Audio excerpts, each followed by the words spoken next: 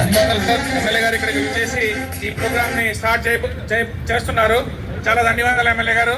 అలాగే ఎమ్మెల్యే గారితో పాటు ఉన్నటువంటి ఇతర పెద్దలు, మన నియోజకవర్గ పెద్దలు మరియు